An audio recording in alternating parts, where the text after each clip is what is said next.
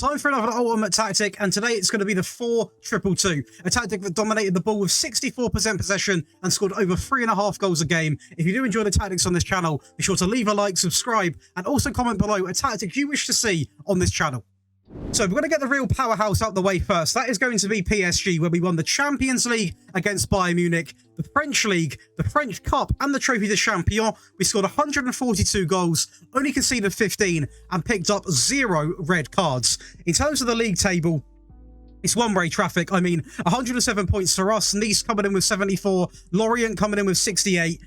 You know, nearly getting double to what third place got. It's an absolute stampede of a season. And going over some of the team stats, we've got most points per game, most goals at 142, most shots for at 924, fewest shots against at 254, most possession at 64%, fewest conceded at 15, and most clean sheets coming in at 24. It really did do the job, well, pretty much down to a T, to be honest with you. A great season for a great team. And going over to the data hub, we are going to be looking at 3.74 goals per game, conceded at 0.39. The great thing about this tactic is having that 4 at the back makes it solid. Having the 2 deeper midfielders as well makes it even more solid. So not only is it a high scoring tactic, it defends really well as well. And I'm going to explain how you get the width as well when we do break down the tactic. Pass completion really high as well at 87.39%. So this tactic really is looking like the complete package. In terms of the squad, we are going to go over briefly because we have got 4 teams to break down today. We've got 55 from Mbappe, 43, 33, 14,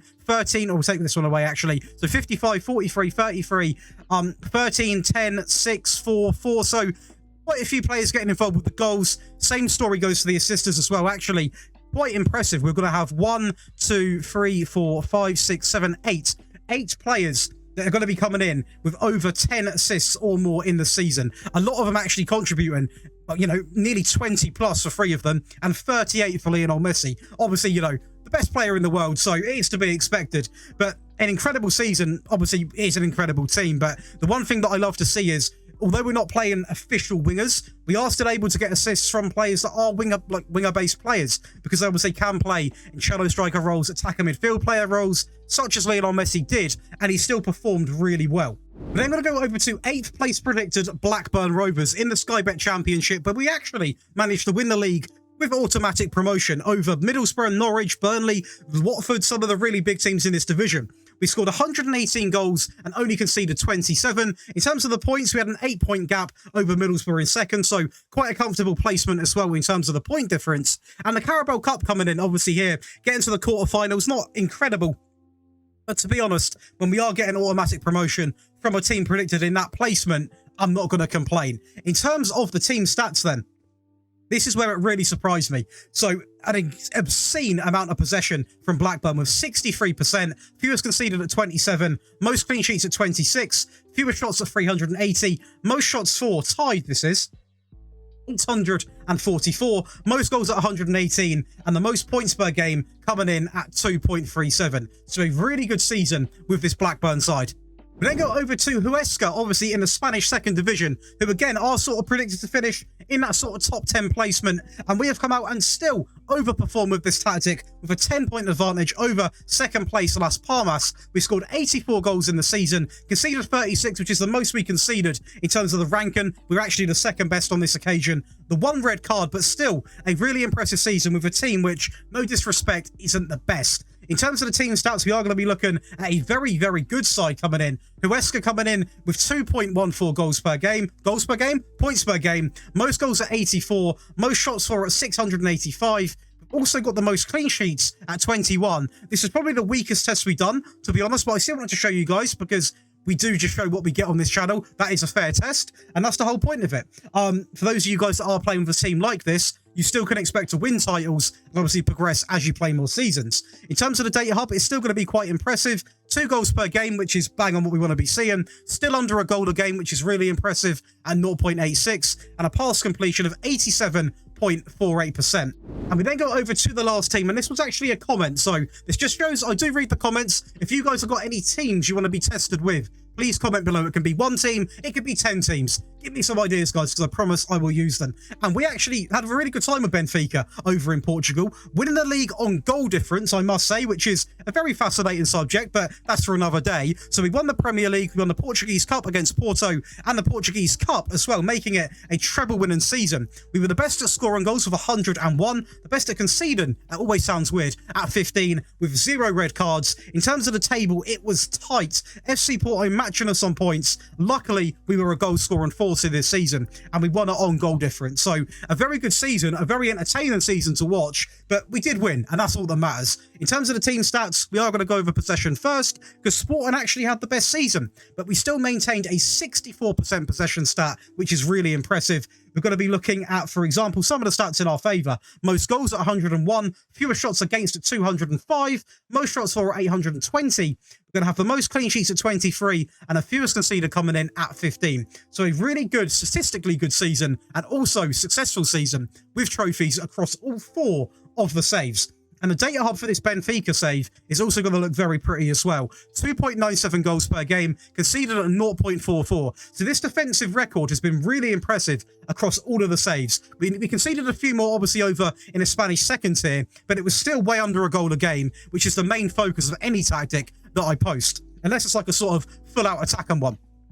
The pass completion at 88.17%, so really good on the ball as well. It's not all going to be long ball malarkey. A real impressive, just really impressive stats, to be honest. But I've got a bit of a treat today, because instead of watching some past games, I'm going to play a game live, because I just realised I said I won the Portuguese Cup because it was all in green, but it actually was just us getting to the final. So we are going to go and actually play a game live and watch how this tactic plays. It's going to be a tough one. It is against FC Porto, obviously in the final. We are going to be watching the goals only, or we'll do the key highlights, should I say, because all we're interested in, really. We'll speed it up as well.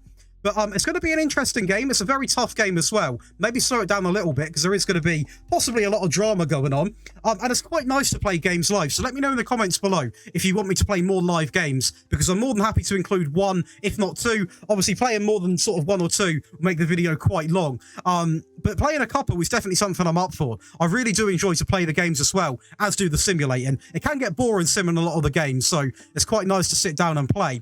As the ball goes over the top here into Guedes, he's through completely. 1-on-1, he's going to go alone. It's a good save, but we do get the rebound, and it is going to be 1-0 inside of 6 minutes. I can't count. A very positive start inside of this cup tie. They're going to praise the boys here.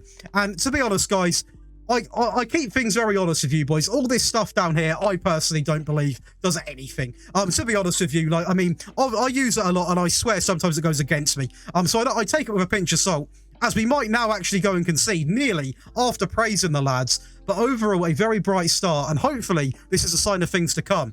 You can get a sort of sneak preview, by the way, up here, how this tactic does sort of shape up. You can obviously see the 4 at the back, the 2, the 2, and the 2. And you might think, that's so narrow. Yes and no, because the shadow strikers start narrow, but they actually get told to stay wider. So they actually do. It does sort of shape up like a 4-2-4 in the final third.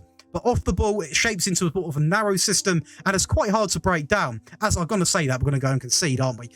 We're not, as Gilberto plays it out into Rafa. Good bit of play, to be fair. I always get nervous watching this, but I do trust the system. Otamendi on the ball's never a pretty sight, though, I must be honest. As Grimaldo plays it into Mario, into Ramos, the link-up play is incredible right now. Through to Ramos again. No one's there. No, there we go. That's better. Ball in the box. Oh, that's a good effort from Guedes. This team is stacked with talent, by the way. Absolutely stacked with talent. A really good save, by the way. If you guys ever want one, I would recommend doing a save with Benfica or any team in the Portuguese league. I had a lot of games played with Porto, and it was quite a fun experience. Come on, boys. A little bit of pressure in there. Oh, it's a naughty one. No, it's all right. It looked like a disgusting challenge from here, but that is shocking. That is just poor match engine, that is.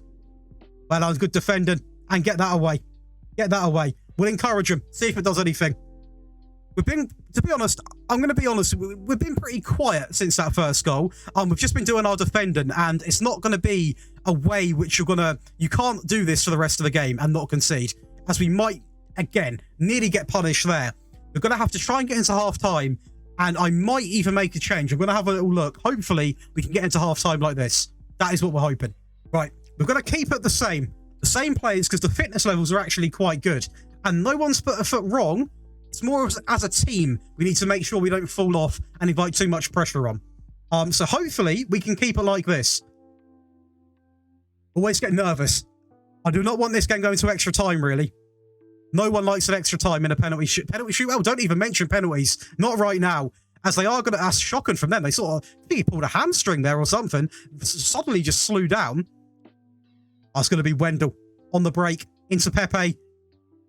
To be fair, they've had chances. They've had chances. He was offside on that occasion. But they're not playing bad, this team at all, Porto. But we just defend them really well. It's quite a good statement of how good this tactic is. Because the chances they're getting are quite easy for the keeper to save. I will say that. A set piece bit of action, though, here. Keeper again.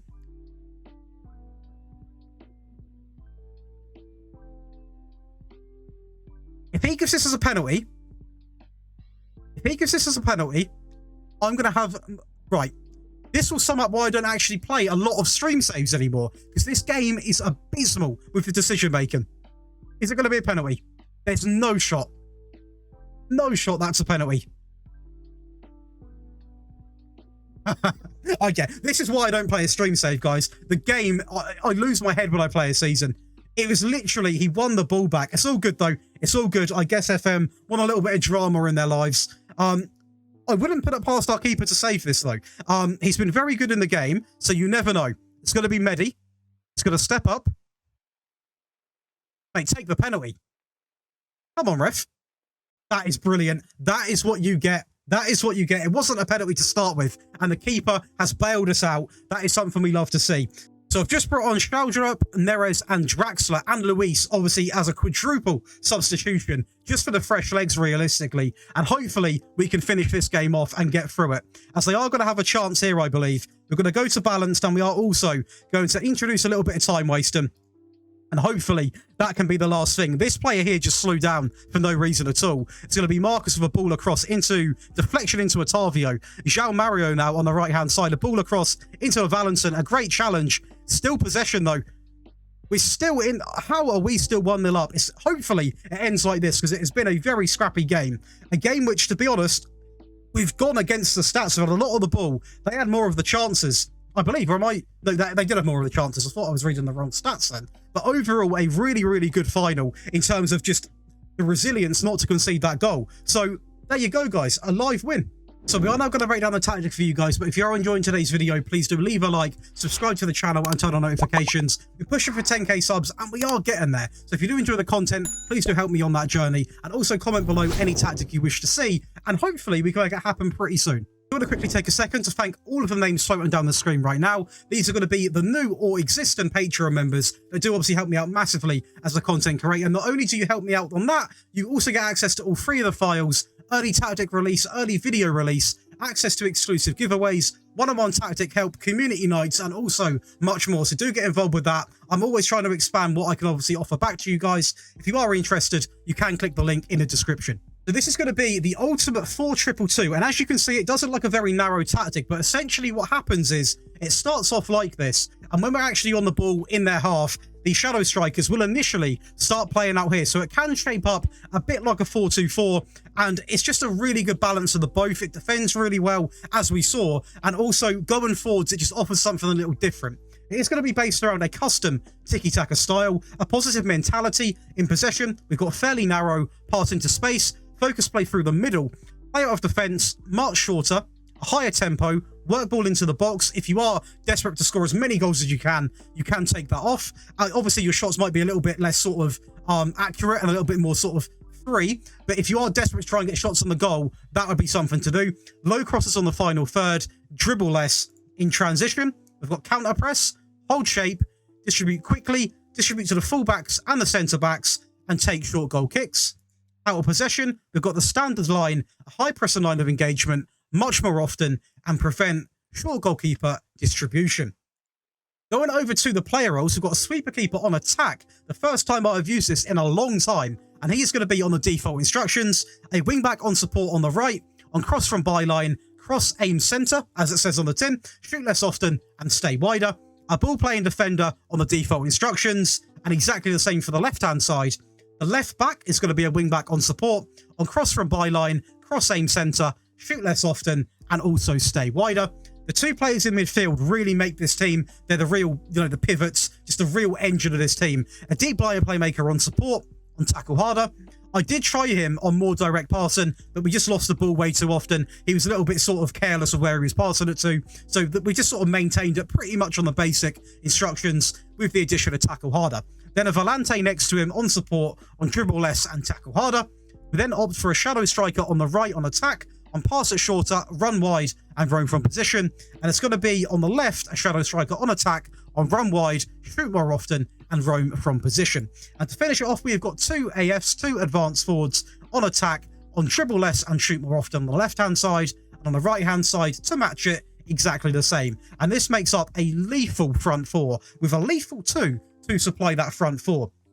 Now, going over to the attacking variant, as you can see, there's not going to be any changes in terms of the actual player roles because it is already a very attacking tactic. There is, however, going to be some changes in the team instructions. As you can see, attacker mentality.